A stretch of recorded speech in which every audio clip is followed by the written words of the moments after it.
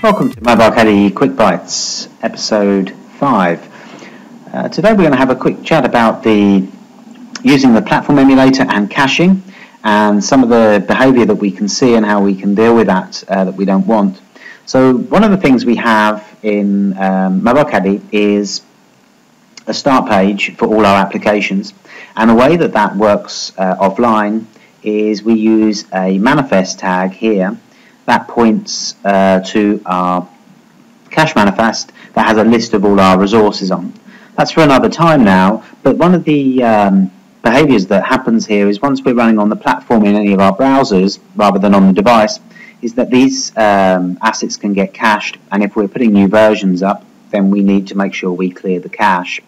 The other thing we can see because of caching is sometimes we get a remoting request which should be invalid for our session, and although it says refresh page and submit, that doesn't always clear that. So we need to clear the cache manifest. So the two things we're looking for is either we get this remoting request invalid, or we put up a new version of our application and we don't see what we expect to see on the platform.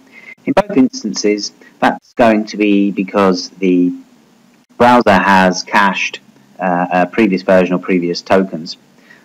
So the way we get around that is we can use various plugins. Here I've got a clear cache plugin. They do work most of the time, but as the Chrome versions, particularly very rapid change, you may need to check that that's actually clearing the cache.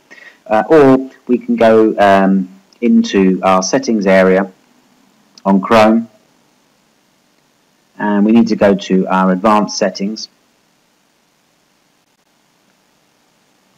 here,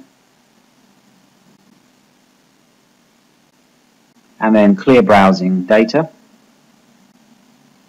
and we can say past week, and we can press clear browsing data. And if we take these browsing history, download history, cookies, cached images and files, generally that's going to clear out everything we want.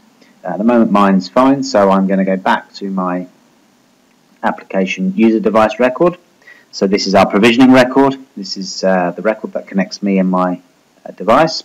Currently is my emulated device, and then we should be able to run up our debug and see our application run. So I would have cleared the cache either using one of the extensions that's available on the store, and that's the same for Firefox, or using the settings, and again the same for Firefox. And then my application is being built.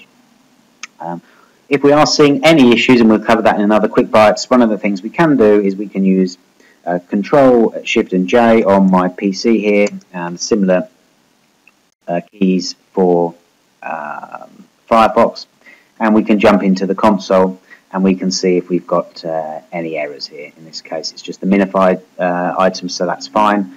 And if we just scroll this down, we'll see our projects there. If we are developing applications constantly and checking on the platform, then one of the things we can do is to remove the manifest tag, which is just coming up here, just during development, and then once we're happy with the page, we can put that back in. So hopefully that clears any issues up that you're seeing with the platform emulator or the CodeFlow emulator. Remember, offline requires caching, so it is one of those things we have, but just have to expect the behaviours and clear the caches down. Thanks very much, and see you next time.